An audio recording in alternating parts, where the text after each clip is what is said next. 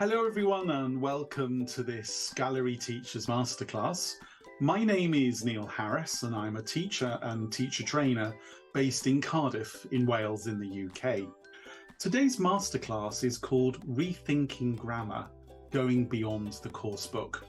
And as the title suggests, I'm going to argue that whilst the coursebook for many of us is the primary source of information, both for us as teachers and for our learners, when we're thinking about the grammar that we teach, when we teach it, and how we teach it.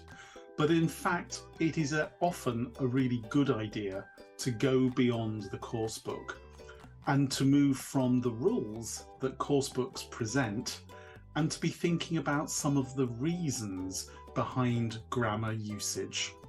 So whether you are a relatively newly qualified teacher or someone who has been teaching for many years, I hope that this will give you pause to think about, much as I have done myself, your grammar teaching and how perhaps we can all go on beyond the coursebook in order to do better.